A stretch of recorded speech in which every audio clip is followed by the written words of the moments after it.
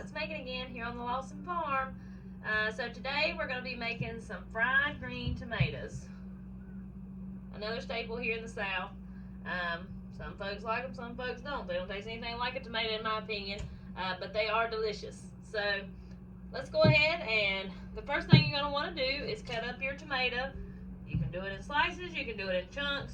The only thing you want to do is just make sure you leave the core out. You want it in like bite-sized pieces or thin slices, so about like that right there. Got my grease heating up over here.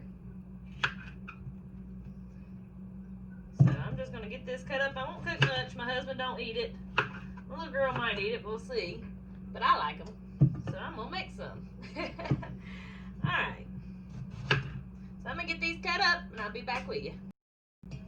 Alright, so the next thing, so I've got those in there. The next thing we want to do, put your little buttermilk in there, enough to get them wet.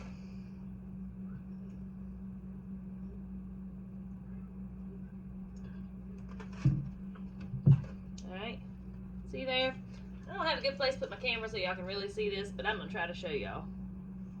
Okay?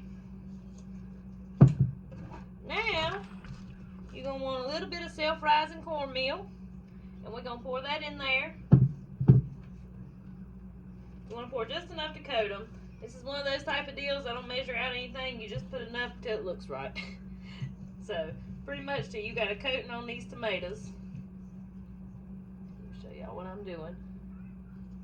So I'm just getting that coated, using my hand. I'm going to put just a tad bit more. Okay.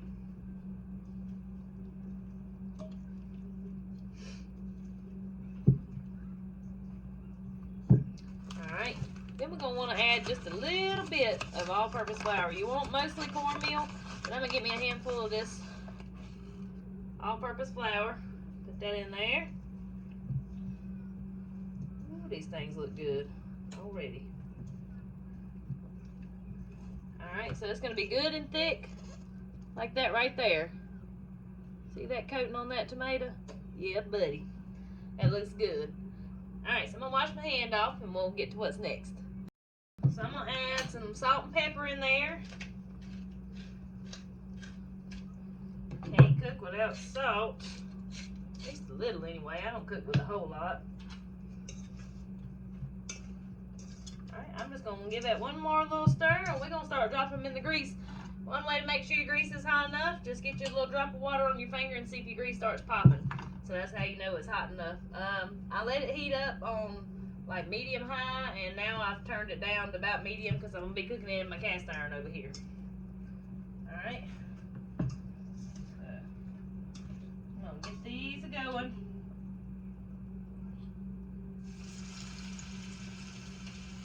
Boy, ain't that a good sound. It is around here anyway. See, what happens is if your grease ain't hot enough, you're going to have greasy food because it's not going to go to cooking as soon as you put it in there. It'll sit there and absorb that grease, and then it's going to be real greasy. Alright. We're going to let those get brown. I'm going to bring you over here so you can see it. Y'all see stuff I got out of the garden today. Alright, so see there?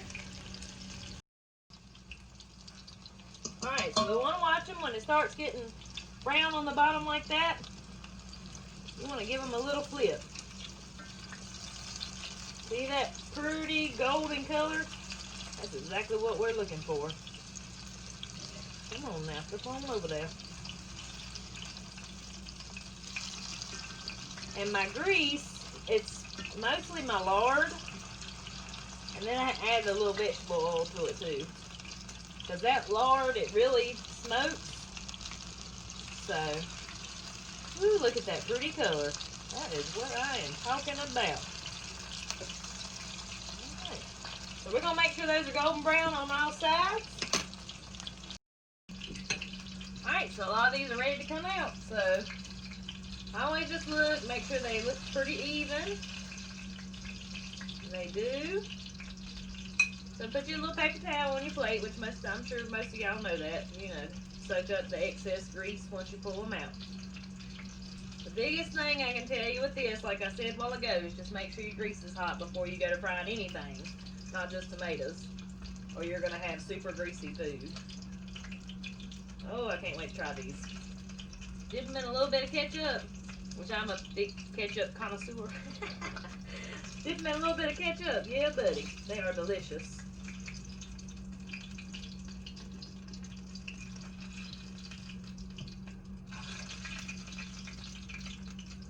There you go.